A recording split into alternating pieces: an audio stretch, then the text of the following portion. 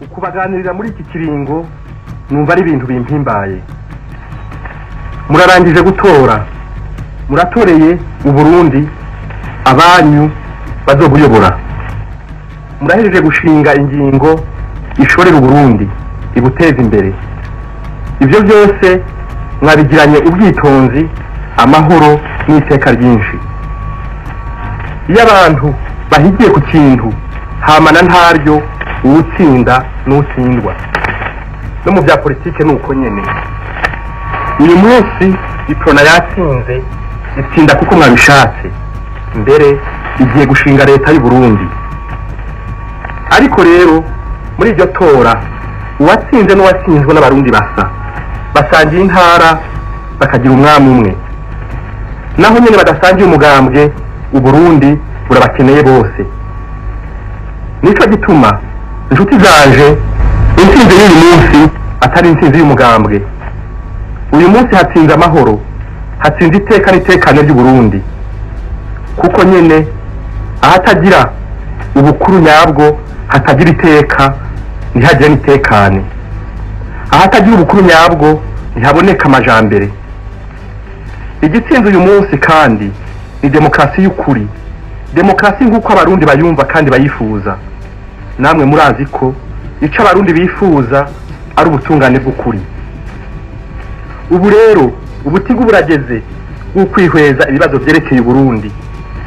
Ivyo bibazo murabizi namwe, hari ukongereza itunga ry'igihugu, hari biraba amatongo yanyu, hari biraba uguteza imbere abato bato n'abakene, hari vyerekeye amashuri n'ibindi. Tuzogerageza kwitaba ivyo bibazo byose nk'uko bibereye. Ico nifuza cyane cyane nuko umuntu wese aba muri ubu Burundi yogira ati ashi, maze umutima ugasubira mu nda. Nshaka ko atanumwe yogirwa nabi, nshaka ko leta yoba umuvyeyi ahumuriza bose akabakingira. Nico gituma leta tugiye gushinga itazokwigera igirira imbabazi umuntu azorondera gutera umugumuko mu ntara. Ndasagasagiye cyane inshuti n'abagenzi bayiprona ngo berekane ko twatsinze tubibereye. Namwe badasigana mwese mwakoreye umugambwe, nimugwirize inshuti umugambwe wacu, nimugwane mu nda nabo mwahora muhiganwa, ntimwishime ntimushire isoni. Abategeka umugambwe w'abadasigana bazokwereka abari muri wo kuye mugambwe urondera ubufasoni n'umubano mwiza. Nta na rimwe bazokwemera ko haboneka ishirasoni zityoza iteka ry'u Burundi mu bikorwa no mu majambo. Ivyo kurwanira gutsinda mu itora vyarangiye, hasigaye neza ya bose. Bidushishikare rero tuyirondere.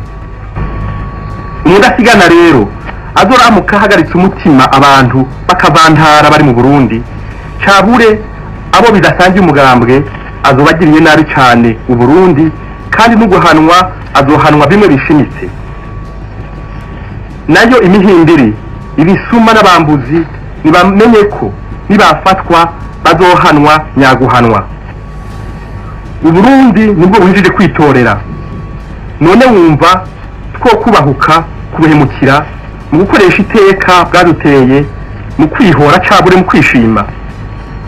Ubukuru twahawe tubwirizwa kubukoresha mu guhumuriza abarundi bose, mu kugwiza urukundo n'amahoro mu gihugu cacu. Abakuru mu mugambwe badasigana barakwiye mbere gusumba abandi gutanga akarorero ku gutekanya igihugu no gukigwizamwo umubano mwiza. Murazi ico twanye turwanira guteza imbere igihugu cacu. Nico gituma umugambwe w'abadasigana utazokwigira wemera urondera kuwutesha iryo teka. Niko umugambwe wanje watsinze, ariko nta ntsinzi ndemera ntabonye ko Burundi bwose buri mu mahoro, mwihirwe n'amajambere y'ukuri.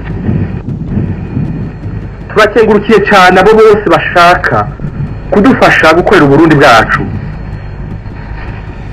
Ico twemereye igihugu ntituzoruhuka tutakigishikirije. Ndashimiye cyane Ububirigi bwatureze. Turazi neza ko umuzigo bwahora bwikoreye mu gutwara iki gihugu bugiye kuwutereka ku mutwe wacu. Turazi ico twemeye kandi tuzogikora. Imana nidufashe ituje imbere, maze umwami wacu se Barundi arambe ahangame ku ngoma.